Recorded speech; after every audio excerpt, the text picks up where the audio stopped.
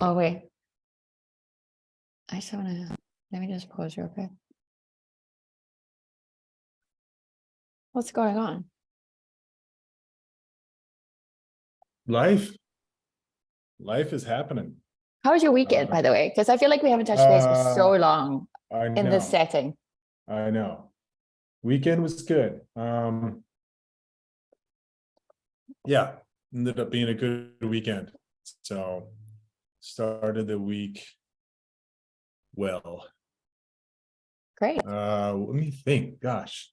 It feels like forever. Okay, so the last time we talked, I don't even remember what we spoke about. I know it was, I read some poem by Marianne Williamson. It was a good poem. It was a great poem. We read poems. We talked a lot about, we went into like the 5 words and then core Okay. values, kind of like really digging into core values, things about, beliefs and standards, which the day 8 really got me thinking more about beliefs. That was the whole exercise, but like takes a while to think like, well, what is that? Like, what is your belief? What are your beliefs? You know what I mean? Oh, So I for sure. start like, because it's such a interesting word, like what do I believe in? But that's not what I went with. I kind of went with like, what thoughts or beliefs like have helped me maybe get to where I am, or even the That's most, interesting. yeah, or based off of where I am and what I've gone through, like what thoughts or beliefs will help me move forward. And that's kind of what I went with. Great, It but just, I have yeah. to call you on something. I have to say that let's not skip straight to day 8 when we still have day 7 to discuss. No, I know. Okay. Well, we have day 6. We have day 6, day 7, and then Okay, what was day 6? we may not even get to day 8, right? Maybe not. What was day 8? I mean, day 6. Day 6 was the letter to yourself. Oh, that's the one I'm talking about. Mm. How was that? Do you want to talk about it or not? Yeah, I'm not going to read it. I think this one was for me, which is Totally. I think like depending on whoever goes through this exercise, like that's up to you, right? Like if you want to share the letter, I think it's fine.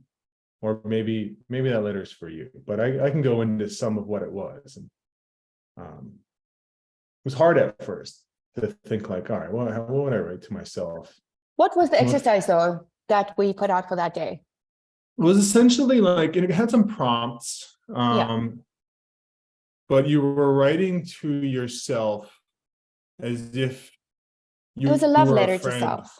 Yeah, but as if you were like, almost like, if you were your own friend and you were going to say these things to your friend, like how would you do it, right? Yeah. And that was essentially it. And I think some of that, I don't know, what would you call that, role playing context helps with this, because you can kind of put yourself in the mind of a friend or something like that. But even with that, like for me, so I'm like writing a letter myself from a friend, that kind of stuff. Like I just couldn't, I was having a hard time coming up with anything. Like it just was a little too abstract for me, maybe. But I switched gears and I said, all right, well, what if I wrote to myself from my dad? And it just flowed. Like it was like, Fuck, Mike. it was interesting because it like, a damn dog is just chewing and stuff. It just, once I did that, it just went, like it just flowed. So it was really interesting. And yeah, like I realized that I had such an interesting relationship with my dad. And I think that the relationship changed, like any relationship with a parent changes over years, from obviously being a child, a real shitty teenager, to, for me, going in the military and then coming out of the military, then trying to start a life and all this stuff, like my relationship with him changed quite a bit. And he really became, even though he always had his mental health issues, he became the person that I would call, like, I mean, almost daily, ask for advice and that kind of stuff, right? So I found by writing this, I'm like, wow, there's a hole that is just not filled in day-to-day life. It's interesting, after he passed away, I spent it was like a year or more where if I ran into an issue with work or relationships or whatever, and I needed advice, like I would still reach for my phone and then have to remind myself, like, you can't make this call. Gosh. Yeah, and then that stopped, but it was such a reflex that, like, it was unconscious until the realization set in, and then you're like, oh, that sucks. But anyway, I guess my point here is, like, so I just filled in that gap myself. With yourself? You started Yeah. parenting yourself? No, and with this letter, like, what are the things that I missed? What are the things that I missed hearing, and would hope to have heard, would hope to have heard from that point of 28 years old up to the point now of 42. It was Powerful. brief, like it wasn't super long. I don't need a lot of details in it, like, but there are things, and these things were, probably more thematic and things that you would hopefully hear over and over again throughout the years. What are some of those themes? Are you willing to share themes? Well, I just think, like, I think everybody, I mean, I'm not going to say everybody because that's probably not true, but a lot of people look for, at least guys, like, I don't know, I'm not a woman, but like, we look for some type of validation from our father. And when that's gone, yeah, where do you find it? Where do you find it? And, like, having a father say they're proud of you, like, that's a big thing. Like, that's huge, especially when my father was very critical. And he didn't not ever say he was proud, but it took a lot, for sure. And it meant something. Very critical. So it's funny, I was watching Welcome to Wrexham, the soccer. You know what it is? Like, it's on FX, it's a soccer show. What's his name on there? I don't watch it by any means. I have no interest in it really whatsoever, funny. but go for it. It's great. It's great. It's powerful too, because it's like this whole community around a sports team, and, like, I don't know. It was really good. But what's his name? Not Rob McElderry, but the other dude that played Deadpool. Ryan Gosling. I mean, Ryan Reynolds. God, I'm and this so is in great. love with him. This would be great, because I would really love. I'm way spinning off. I'm going to bring this back, That's but okay. just because I watched the show, it would be really amazing. Not that they ever would, but if they ever watched this and realized that we said Rob's name first, who's like a TV star who plays in, like, It's Always Sunny and Mythic Quest, and couldn't remember the name of the big movie star. That would be really funny. But anyway, Ryan Reynolds is in there, and, like, his father passed away. He was older, but no, maybe he was around the same age as I was, because he said it was like right before or after Deadpool came out. But that he, and his father was very critical of him as well. And he's like, I still search for validation from my dad, like, to this day. He's not even here, and I'm still, like, trying to make him proud, right? And like, that really, it's something like I can relate to that. And another interesting thing, so that was a lot of this letter, and not all of it, but that was some of the themes within it. And then I was talking to somebody afterwards, very shortly after writing it, a couple hours, and they had said something to me, and I'm going to keep this to me as well, but they had said something to me that was almost word for word something that I wrote in the letter, and it like just floored me. Like I was like, I just couldn't wrap my head around it, that just happened. It was so strange. It was like, oh, you're asking for this? Well, here you go. That's And one of those incredible. things where, like, we talked about it a couple sessions ago, a couple episodes ago, where, what's faith? Like, some things just don't have to be explained. You just take it, right? Like, I don't know why that happened so like close together like that, but it did. I'm gonna take it. No explanation needed. None needed whatsoever. I think I've had a lot of those moments as well, and they're kind of blowing my mind. And I'm trying not to put any meaning to them, but just trust and have faith in this process, because something is shifting and changing for me in a big way. Yeah, And it's showing up externally, financially. It's, you know what I mean? It's just crazy what's going on. it is. It's interesting for sure. Like, I feel, yeah, I just feel also like I've ignored things for a long time. Out of a coping mechanism, maybe a survival mode, whatever it might be. But you Of can't you course. can't hide behind that forever, right? Like, at some point you got to deal with some stuff, and I think Well, you it's have to become important. that I father to yourself. Yeah, absolutely. So What are your dogs doing? I don't know. I hear him doing something that he's not supposed to be doing. Do you want to go That's get what I him? know. Yeah. Can I go We can check on him pause. real Yeah, quick? of course. Yeah. Okay. So you rescued the toilet paper roll from your dog. Asshole. But yeah, I think there's some really cool changes. I think you know, it's interesting because I think there's really something to understanding. I think the values exercise to me was powerful because it's like a company that like lives by their core values, right? Like, like, this is how we make our decisions. Are we going to be in a partnership with this other company? Are we going to sell this product? Like, are we going to go business to business, or, business to consumer? Like, all these different things. And it's like, well, does that match our driving force, our core values? And this is how we make our decisions. And I'll say, like, maybe subconsciously there's some of that went on, but I didn't really do that much. Just kind of did things, just made decisions. Well, you let go as well of outcomes. Yeah.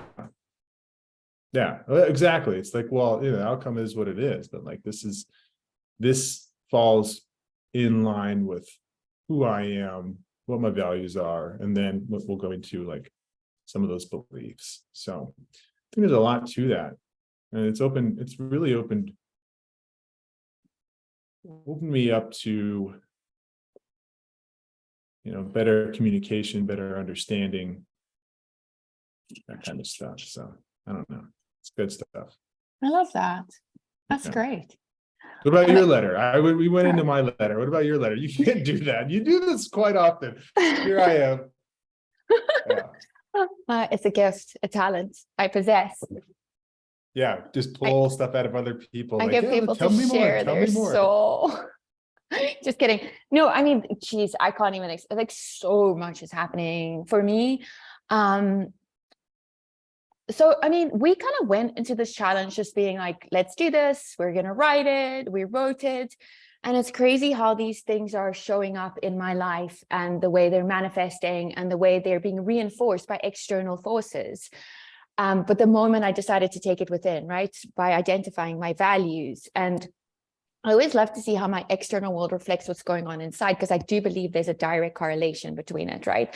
And so I decided that if I want luxury, abundance, decadence, like deliciousness in my life, I need to start with doing it inside. And what is my house essentially embodies who I am. So start creating this decadence, this luxury, this abundance here. And then things will start showing up. So, and here's the thing, this is how I did it. I redecorated my outside, but not by buying one single new thing, by using what I already have. So I went to discover stuff that I have that I've been putting away, not using, and I prominently displayed stuff that I love and that I'm proud of. And it's showing up in my internal world as well. And I don't know if this is making sense to you. Is it? No, I 100%. Like I could see I don't know, what would you say, like the line drawn from taking what you already have and creating what you want out of that versus going out and let's say the gardening thing, you just talked about going out and buying new things in order to do that. So then, like, yeah, how do you apply that to yourself? What is that? Right. Like, well, everything you need Is to within become me. who you want is already within you. You don't need to Yeah. go look for that No. externally. Yeah, absolutely. It makes sense. I lost your volume. Uh-oh, technical No? issue. Now we're good. Okay. Well, let me just my headphones decided not to work anymore. One of my biggest things that I came into the challenge with struggling with was this seeking external affirmation to make me whole and beautiful and abundant and worthwhile and everything, like basically like trying to soothe those negative core beliefs that I have that we'll get into. And one of the biggest things about living authentically was bringing it back to me internally. What do I possess? And it's so interesting because this is a house that I shared with my ex-husband, right? And during our marriage, I was never allowed to choose any furniture or decor or anything. Like it had to be exactly what he was. I essentially moved into his life. Right. As it was. And when we got divorced and he moved out, I still felt bad. I still kept so much of his stuff because he was such a hoarder and collector of like this mid-century furniture that I kept so much of his stuff. And so it was interesting how recently I have taken away his stuff and decided to show my own. And it's like that's awesome. Myself. Anyway, you're building your own. Yeah, that's interesting. I'm building my own little palace The parallels are incredible, crazy. right? Like, yeah. And then this weekend, on a whim, I decided to do Rainer Wild's love letters workshop. And it's a writing workshop. And I sat there and I was like, why do I not do more things like this that bring me pure freaking joy? Writing is one of the things that I've been doing, and I'm not a writer by any means. Like, I don't like to call myself a writer. I'm good at expressing my feelings to myself on a piece of paper. But it's so freaking interesting because the concept of, remember last week we focused on what does life want from me, not do what I want, but what does life want from me, right? In his workshop, that same question came up. What does life want from me? It was insane. And in this love letter challenge, like the whole thing that his whole thing was called love letters.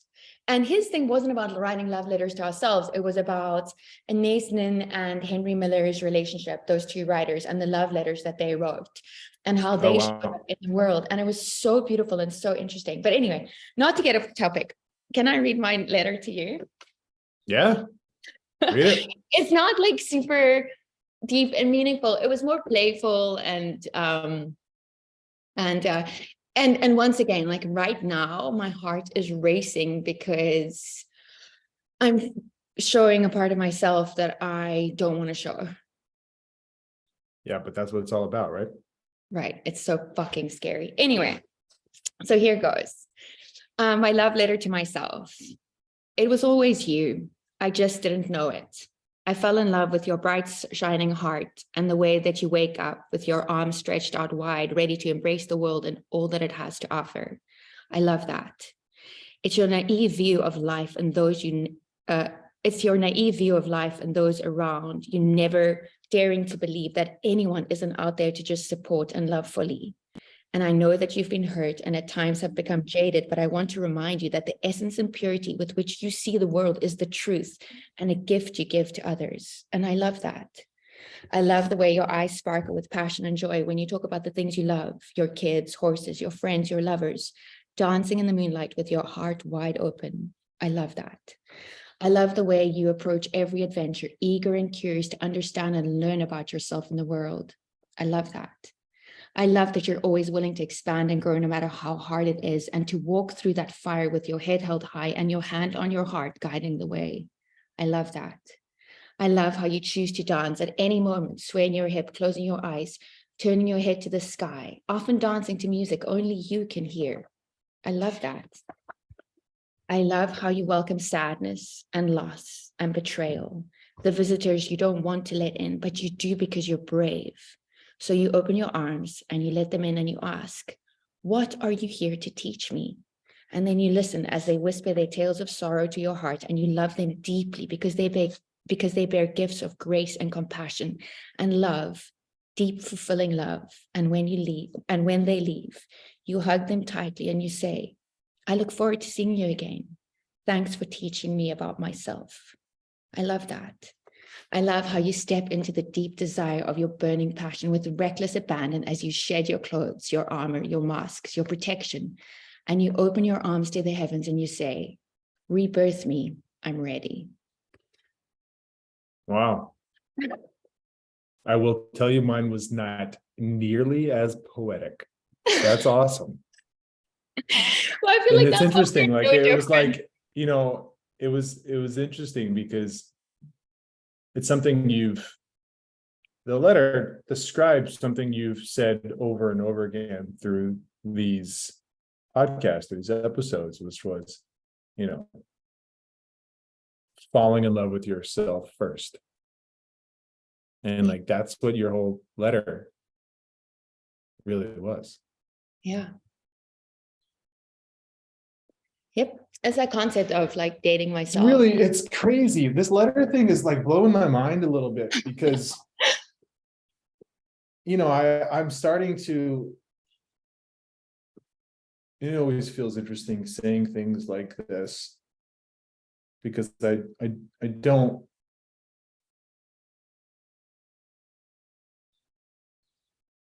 I don't think we need to put everything on like our past or childhood or all whatever the hell it is, right? But like, I've always felt like, look, I just have some unresolved things, and a lot of them have to do with my father, and especially the ending of it all, right?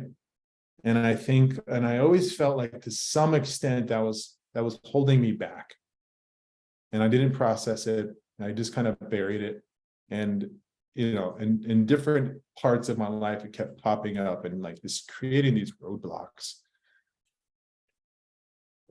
And we are tasked to write this letter, and I can't write anything. I just have nothing to write about myself until I put it into that perspective.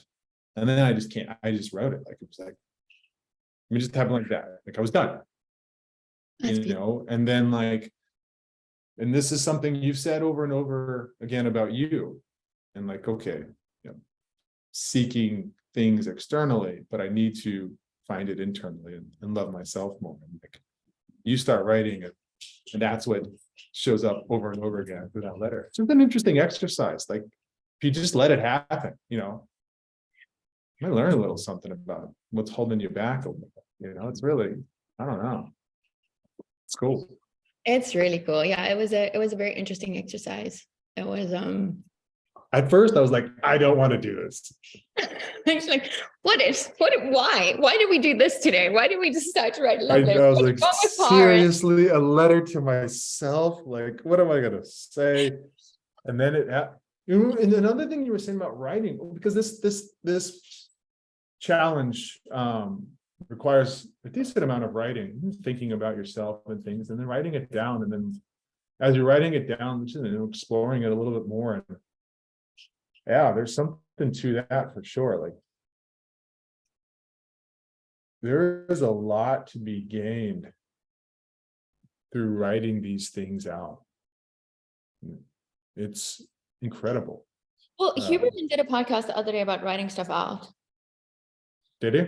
All about memory and stuff, yeah, but it was definitely significant in how actually physically writing, not typing, like writing with your hand, it just activates parts of your brain that allow you to maybe learn deeper or remember more or process in a way that's a little bit more meaningful than just talking about it.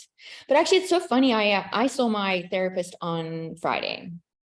And I was talking to her about, God, because we started this last week, right? Oh yeah, because This is we the just 1 went through week day anniversary 6. of our podcast, Mike. It's 1 week strong. Happy That's anniversary. that's success. We've made it a week. Hey, here's the thing though, isn't it great? I think both you and I are like this, but I won't speak for you, is that we're not necessarily doing this to get followers or sell anything, or it's just such a cathartic process for me. Yeah, it's interesting that you say that, because at first I was really interested in like, okay, well, how many people have watched this and that stuff, but I haven't looked because like that's not what it's been about. It's really been about the process of this all. So especially at the more it goes on, the more I'm realizing what I'm getting out of it. And I'm like, well, now I'm just doing this for me. Like, this is why I'm doing this. Yeah. It's interesting. Did you ponder Jordan all? Peterson has a Thank you. I know, but a authoring program too, because he really talks about the power of writing. He thinks everybody should write, and he has like a past authoring program, a future authoring program. I think like it's like a present authoring program, but essentially like you can go through all these prompts. I bought it. I haven't done it. Kind of like a lot of things I do in life. I'm going to do it one day. Okay. But now that I'm doing this, like I'm like, well, I'm going to kind of continue on after this. Maybe I'll actually use that program that I bought of his and write. It prompts you to write some things about your past, and prompts you to write some things about your future, prompts you to write some things about your present situation. So, I think, it's just the idea of like getting it out of there, putting it down on paper or computer or wherever the hell you're writing on. There's a healing process for sure. Absolutely. Do you want to go into core beliefs, or do you want to end here today? Well, we have to do this nature thing, Okay. being in nature, and then we can probably end after that, and we'll go into beliefs the next one. But the nature thing was interesting because I use it all the time. Yeah, me too. I just do. Like and it doesn't have to be crazy. Like getting outside and being in nature. Like I don't have to go drive somewhere to do it. Like to feel it. I mean, I just need to be outside. Yeah. Outside and like, Light on your skin. yeah, sun. Like I use walking. I always said like, I love training the way I do and intensity and CrossFit and all that stuff. But if I had to pick one thing, I was like, there's one exercise that I could do for the rest of my life that I had to pick, it would just be walking. Walks, long walks. Like I just love them. Like a meditation. And it's like a meditation. It's like for me, and I'm not, I'm not going to put words in other people's mouths, but for me, it's like, it's a true form of presence, because I just kind of stop thinking about all the things prior to the walk, and I just pay attention to, colors and sounds and,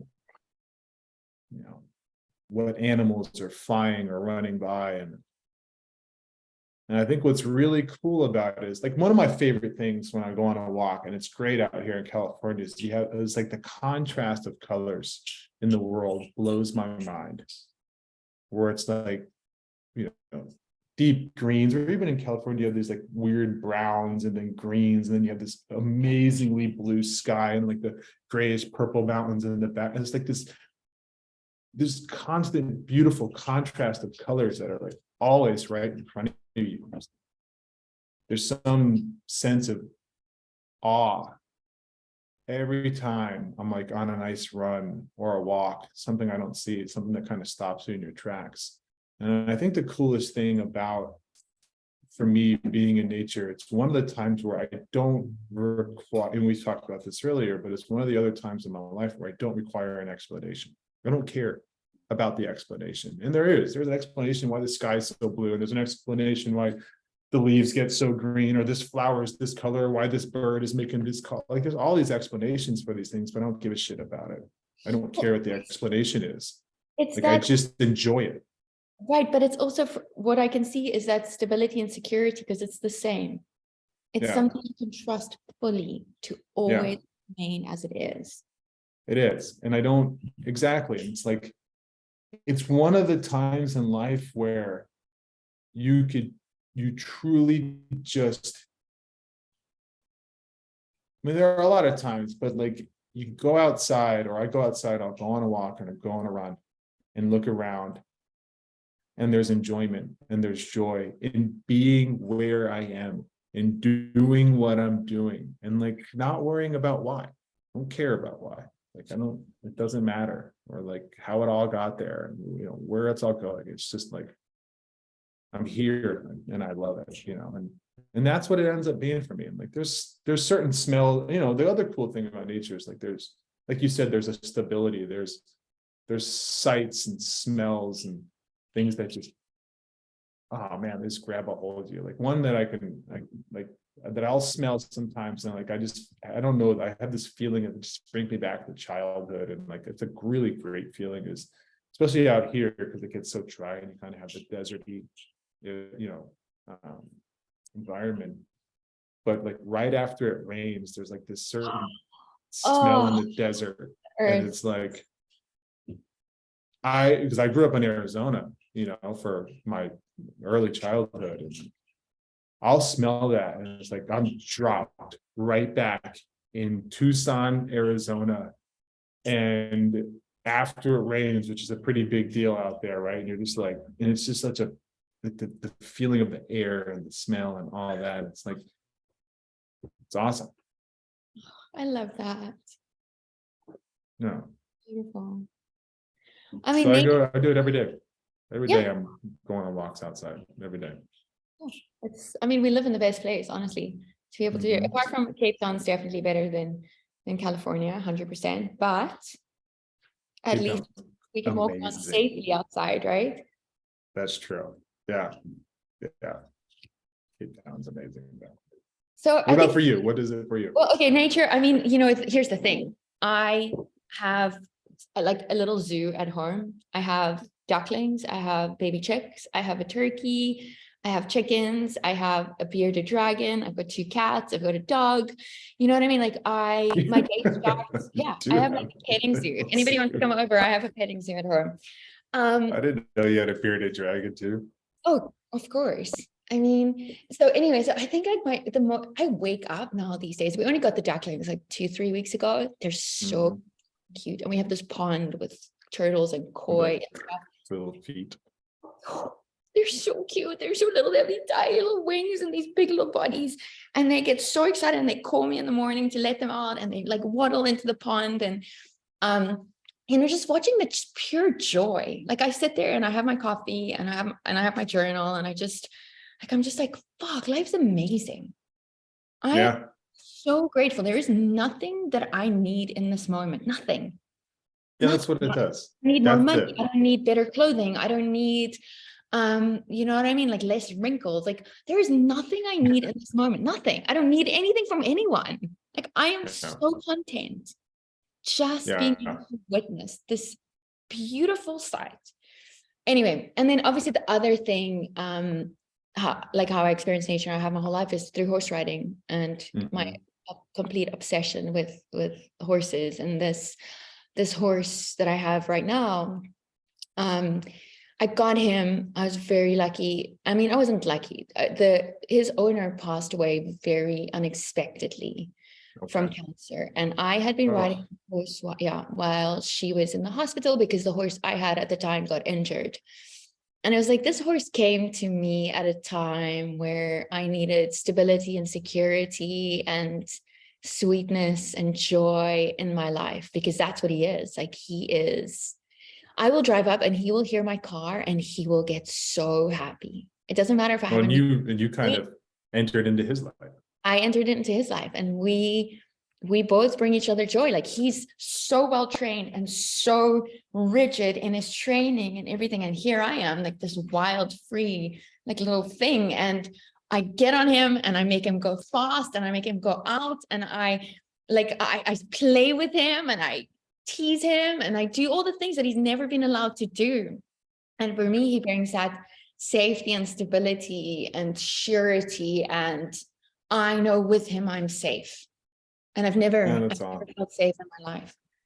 And so, like, to me, that is the greatest gift in the whole world. And, you know, I mean, with animals, like they reflect our energy to us. And so I can see when I'm out of touch with myself because him and I will just not get on. There will be no gel. I can see when I am a little bit like manic in the way that I'm relating. And this often happens when I start doing online dating, which I've taken a complete sabbatical from. And, you know, he just won't listen to me, you know, he'll be strong and he'll just be difficult. And so I can learn so much about myself through this horse. But anyway, on Saturday, I had this riding lesson with a really good friend of mine who is probably one of the most beautiful women I know. And she's 60, but she literally looks 40. She's just badass. Like she owns this restaurant here and she's just a beautiful, strong, powerful woman. And we were talking about sexual energy actually.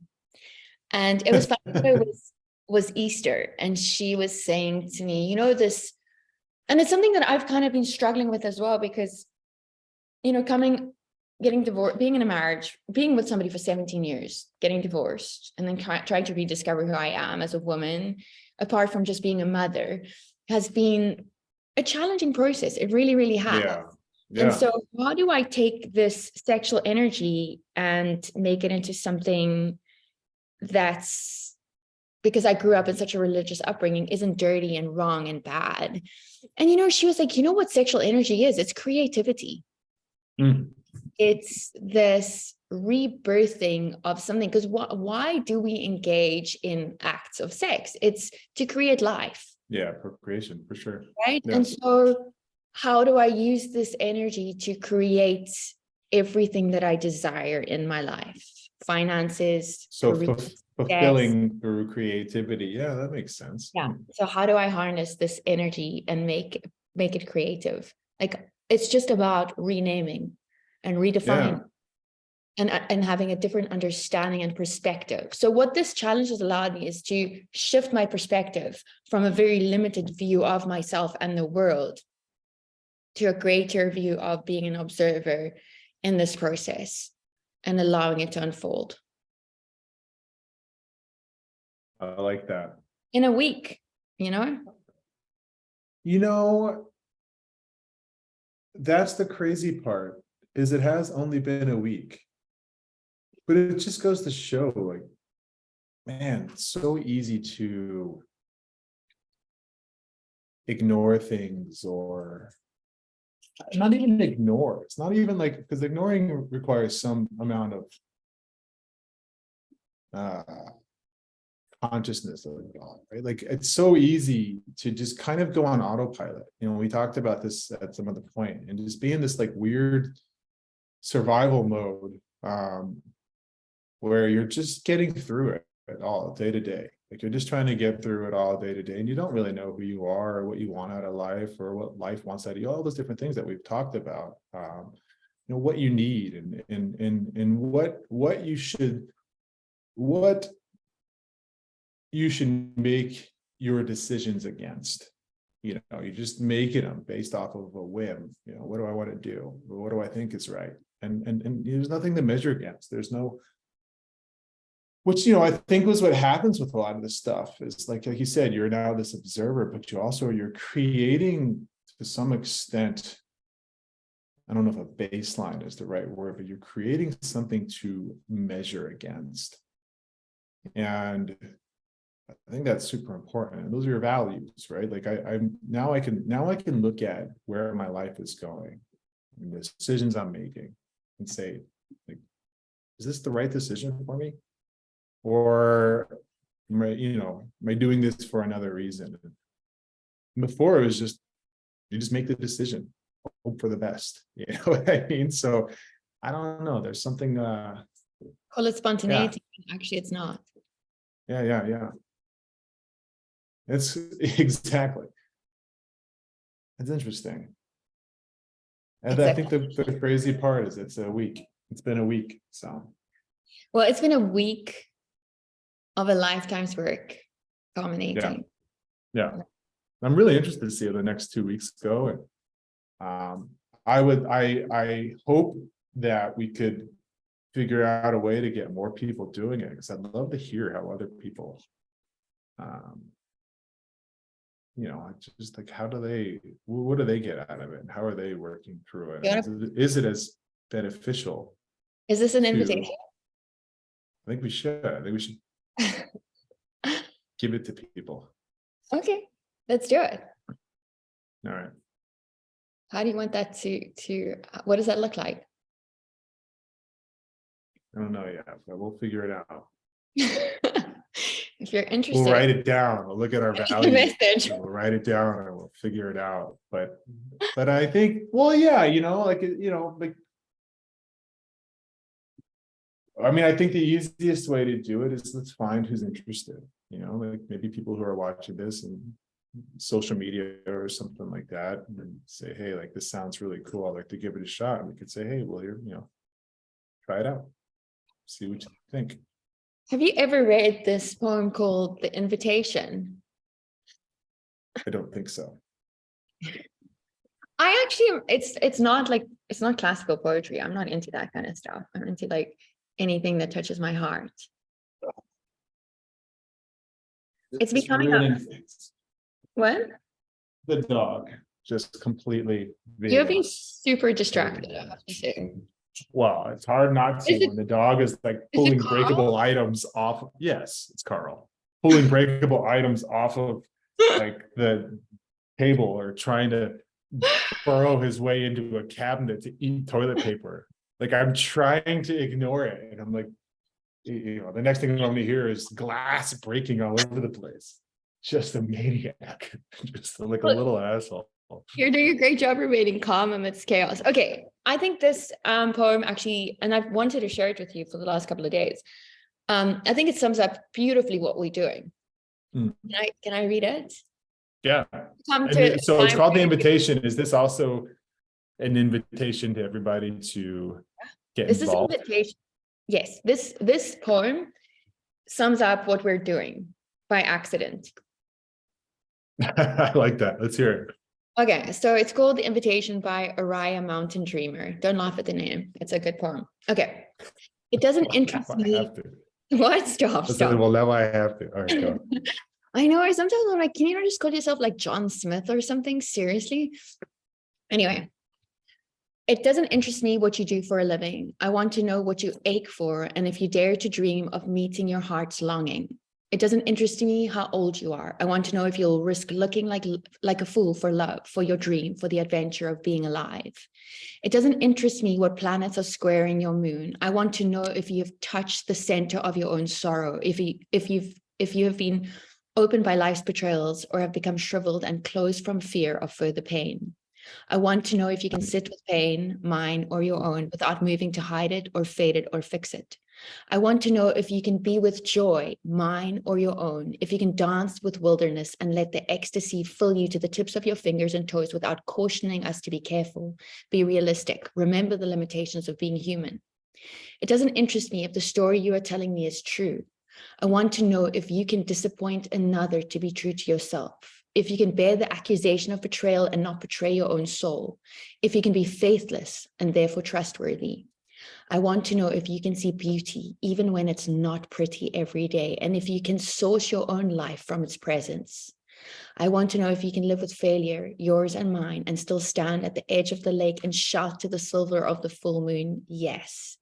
It doesn't interest me to know where you live or how much money you have. I want to know if you can get up after the night of grief and despair, weary and bruised to the bone, and do what needs to be done to feed the children. It doesn't interest me who you know or how you came to be here. I want to know if you will stand in the center of the fire with me and not shrink back. It doesn't interest me where or what or with whom you have studied. I want to know what sustains you from inside when all else falls away. I want to know if you can be alone with yourself and if you truly like the company you keep in the empty moments. Yeah. Right?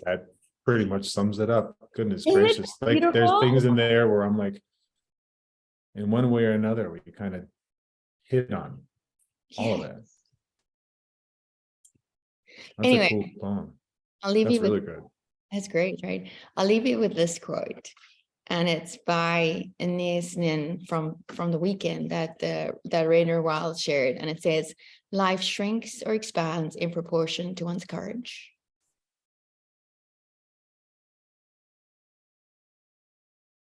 The courage to show up for ourselves, to live authentically. Mhm.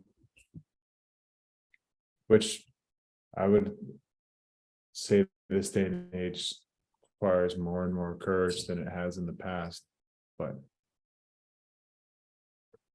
doesn't Yep. mean you can't do it. Nope, absolutely not. All right. Yeah. So if anyone's interested, drop us a line, post your email in whatever social media platform you're seeing this, or I don't even have an email address that works at the moment that I can share. Do you? No, but if they post theirs, we'll figure it out. Okay. DM us, do whatever needs to be done. Yay! Until next time. Next time is beliefs. It's going to be good. Oh, next time's core beliefs, yeah.